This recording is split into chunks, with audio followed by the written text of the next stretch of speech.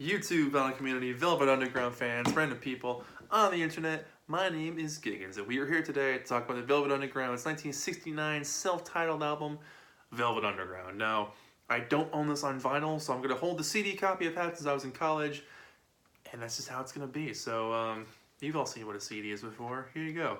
I first, right off the bat, I love this album. The cool thing about the Velvet Underground is they only put out a few albums, and they're all great. There really isn't one that's bad. Obviously, you might like one more than the other, but this album in particular, I think, was a huge transitional shift for them to show their growth and versatility and how much they can be not pegged in one corner of just being this noisy psychedelic rock band, and in terms of being like, here's some good pop songs, here's some ballads, here's some sweeter sung tracks. They really proved themselves in this thing to be not placed in one corner and pigeonholed to be one particular thing, which they purposely did. At this point in the band, John Cale had been asked to leave, and Doug Yule came in, so it's the first album with him in it. And the songs Lou was writing at this point just didn't lend themselves to being big, crazy songs. I mean, there's some beautiful, tender moments on this thing that really show, like I said, the versatility of what these people can do and how talented they really were. Obviously, they were talented with the big, noisy rock stuff, too, on the previous album, White Light, White Heat, which is just one of the most freakiest, far out, messiest, noisiest albums ever made, and it's fantastic. They were worried about making White Light, White Heat Part 2. They didn't want to do that because they thought, all right, well, we did this already. Why are we going to do it again? And especially Lou Reed was more keen into writing like full-on songs. He wanted the band to have some sort of commercial impact so they can like eat dinner every night. Like they wanted to keep their indie credibility or whatever. The term indie probably didn't exist back then, but they really wanted to prove that they can do it and set a new course for themselves and for their fans and to show off what they can do. So there's nothing more interesting to do that than with a song like Candy Says, the very first song on the album, which has some of the most beautiful music they ever created. It's calm, it's thoughtful, it's pensive, it's reflective, it's catchy, and it's also really sad. I mean, it's a song about stepping away from yourself and, hating what people might think of you or what society tells you to do with your body or how to act or look or think or what to do, and being like, you know what, I kind of want to do my own thing, and I wonder if that's okay. It's a really deep song. It's lots of dreamy guitars, that steady heartbeat drum that goes throughout this thing, and the bass guitar on here adds just the perfect touch of a little bit of dynamic and bounce to this thing, which I think is awesome. But yeah, what a song to end, for the people who were following these guys to have bought White Light, White Heat and then to get this thing right after it, they must have been like, holy moly, like, these guys are totally different. It's a whole new band, really. Like, what happened? But, because I first heard this thing in 2005 or 6 or something, looking back and being able to appreciate their entire discography, it's different than being there at that time. It's easy to look back on something and collect the band's whole body of work and be like, oh, cool, I could pick apart all this stuff and figure out what I like. But it must have been a shift at that point to be like, whoa, this is totally not what I was expecting. But that's kind of why I like it. What goes on, here's the rocker moment of the album, or there's a few of these, but there's moments on this album that are rockin' for sure and easily are what would lead up to the next album, Loaded. I think this is such a transitional album to show that they can do something different and get ready for the next one. This is the in-between album. Not in a negative way to say that, but definitely in a we're growing way here. It's a good growth to watch, but what goes on is fantastic. Lou's vocals are gritty and passionate. The organ in the background I think is a great addition. And the riffy guitars, the vocal harmonies, I love the drums on this thing. It's just a cool song that keeps your foot tapping the whole way through, and it's just this typical Lou Reed style rock and roll. Either you like it or you don't. There's no middle ground for me. It's like you like this kind of stuff or you just don't get it, or whatever the case may be, but What Goes On is a fantastic rock and roll song. Some Kind of Love. I like the inquisitive sounding guitars on here. The bending is interesting on the guitar strings. The thumping percussion. Lou's kind of shaky voice I think is fantastic. That line, put some jelly on your shoulder, put jelly on your shoulder. I mean, there's some interesting lines on this track in particular. The bridge guitar, the melody they use in the bridge shifts a little bit to add some dimension there, which I think is cool. But the whole song just kind of pounds along, and I like it a lot. It's a great song. Then you get Pale Blue Eyes, which is just a classic track. I mean, You know, in the Velvet Underground's discography, this is easily probably one of their top 5 best songs they ever did. The gentle atmosphere, the lightly tapped tambourine, that guitar solo that comes out of nowhere. Lou's delicate voice is perfect here. It's very much, for me, vocally what he would have done later on, like Perfect Day or something. I think is really cool. I mean, the guitar solo on here is like the heaviest thing, and even that's not that heavy. It's still a very clean guitar. There's nothing raucous or gritty about it, but the way it's presented kind of is like out of nowhere, because you got this like beautiful waltzy-ish music, and then this guitar solo comes out of nowhere that's a bit more straightforward, bluesy, almost a little jazzy, which kind of sets it apart from the rest of the song and adds a whole different dimension. But it's just an amazing song. The vocals on here, like I said, are fantastic.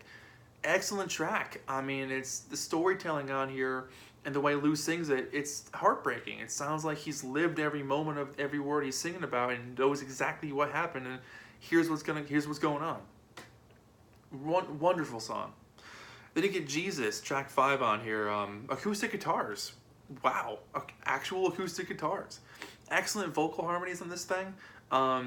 You know, it's more of that quiet, self-titled album touch. You know, it's not going to be hammered in the face. It's not The Gift. It's not White Light, White Heat. It's not, you know, anything from that album, or it's not anything from the first album. It's just another amazing track to show their versatility and their crafting of songs that aren't just a bunch of messy noise rock, which again, I love. Beginning to see the light, back to that rollicking good time here, that good rock and roll music, just like what goes on.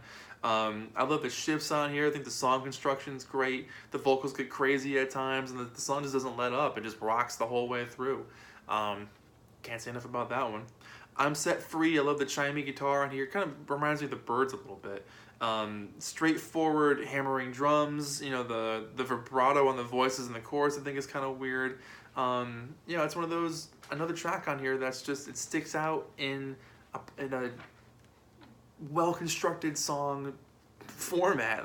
That's a really poor way to say that they wrote a bunch of good songs. I mean, this album doesn't have a bad song on it, so it's kind of classic all the way through. That's the Story of My Life is a really quick song, just shy of 2 minutes here. And again, tender vocal delivery. I like the clicking spoon sound that happens. It might actually be a spoon, but more acoustic guitars, really soft lead guitar on here. Lead electric guitar. And it's an overall warm tone. It's this, you know, nice soft delivery, which again just adds to the rest of the album. The album itself creates this atmosphere that they keep up with really nicely. Then you get the Murder Mystery, which is the only time in this album they get completely far out, and it's, you know, everyone's singing something different at the same time. The music is either filled with anxiety and tension or desperation, or it's like super chill and laid back. You know, the chorus, if you want to call it that, is more laid back. But, you know, I think there's someone just like beating a piano to death with a hammer at the end. Like, it's a really interesting, weird song. And the only time in the album they get pretty far out. It's almost super long. It's bordering on 9 minutes, which is the longest song on this album so far. If you can even call it a song, it's more of like a piece, an experimental trial and banging music together, banging instruments together and see what happens. But so that's a little bit of the leftover from the White Light, White Heat era mentality. And then you're ending with a song After Hours.